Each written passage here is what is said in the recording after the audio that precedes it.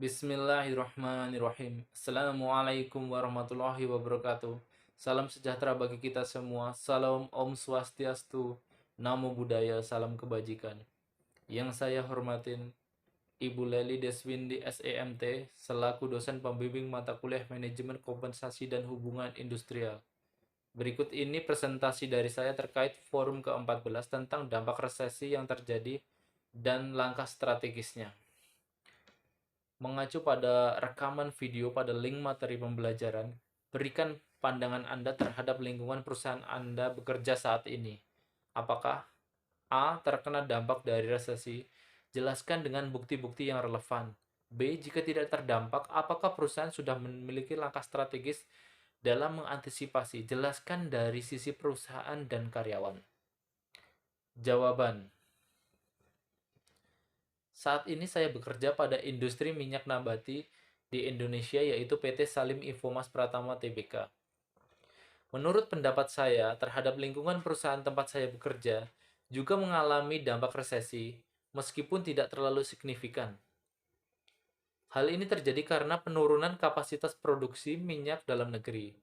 Hal ini disebabkan karena program pemerintah terhadap minyak murah, yaitu minyak kita.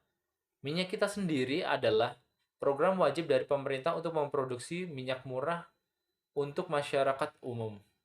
Kemudian larangan ekspor produk kelapa sawit terutama ke Eropa sebagai dampak balasan pemerintah karena Uni Eropa menaikkan cukai minyak serta melakukan pencekalan terhadap produk-produk kelapa sawit dari Indonesia dan mengamankan stok dalam negeri.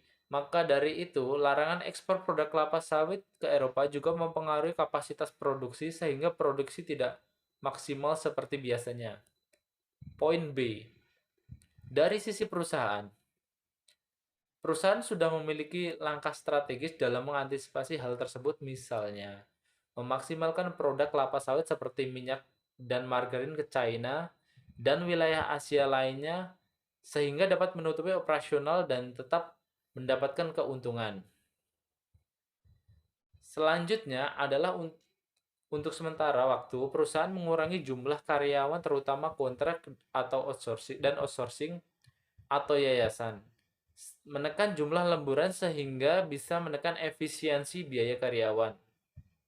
Dari sisi karyawan, langkah strategis yang dapat saya lakukan sebagai karyawan adalah efektivitas dan produktivitas. Langkah strategis yang dapat saya lakukan sebagai karyawan adalah efektivitas dan produktivitas karyawan agar ditingkatkan. Misalnya, memanfaatkan teknologi terbarukan, serta bahu-membahu dalam mencapai tujuan produksi dengan maksimal. Jika produksi maupun penjualan tercapai dengan baik, maka akan menimbulkan dampak positif bagi perusahaan, sehingga perusahaan akan mengalami keuntungan. Dan tentunya, jika perusahaan mengalami keuntungan, yang baik akan berdampak positif terhadap kesejahteraan karyawan juga, seperti kompensasi, intensif, maupun tunjangan akan naik, dan hal ini akan menimbulkan efek domino yang baik buat perusahaan maupun karyawan itu sendiri.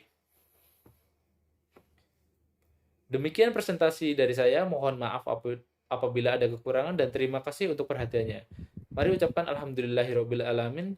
Terima kasih dan wassalamualaikum warahmatullahi wabarakatuh.